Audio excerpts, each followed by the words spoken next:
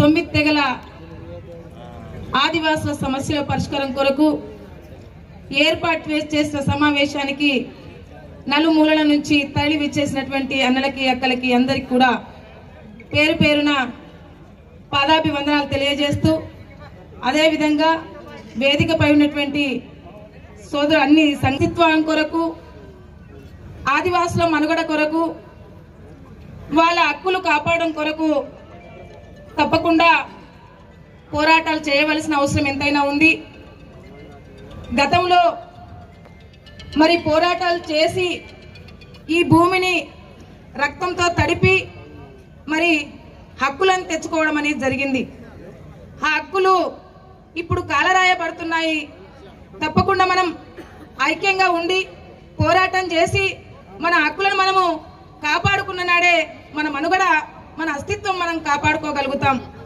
కాబట్టి నిజంగానే స్వతంత్రం వచ్చి 75 సంవత్సరాలు గడిచిపోయినా ఇప్పటికీ కనీసం కూతవేటు దూరంలో ఉన్నటువంటి ఊర్లలో కూడా ఈనాటికి కరెంటు లేనటువంటి ఊర్లు, ఈనాటికి రోడ్లు లేనటువంటి ఊర్లు, ఈనాటికి నీళ్లు లేనటువంటి ఊర్లు ఎన్నో ఉన్నాయి.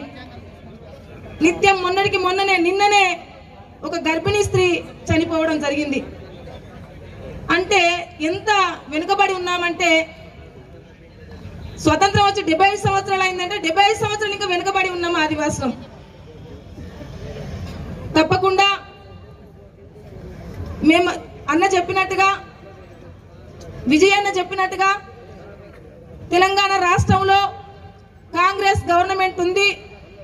మన సమస్యల పరిష్కారం కొరకు ఎమ్మెల్యే గారు మేమంతా కూడా కలిసి సమస్య పరిష్కారం కొరకు మన ప్రాంతాల అభివృద్ధి కొరకు విద్య, వైద్యం, ఉపాధి, ఉద్యోగ అవకాశాలు కల్పించడానికి తప్పకుండా మన కుల పెద్దలందరినీ కూడా రాయసంటి పెద్దలందరినీ కూడా తీసుకొని మరి మేము వెళ్ళి సీఎం గారితో మాట్లాడతామనేసి ఈ సందర్భంగా తెలియజేస్తున్నాం. తప్పకుండా మనమందరం కలిసికట్టుగా హక్కులను కాపాడుకోవడానికి మనం పోరాటాలు చేయవలసిన అవసరం ఉంది. ఈరోజు భూమి భుక్తి విముక్తి కొరకు పోరాటం చేసి ఇంద్రవెల్లిలో అసూలు బాసినటువంటి అమరుల త్యాగాన్ని మనం గుర్తుంచుకోవలసిన అవసరం ఎంతైనా ఉంది.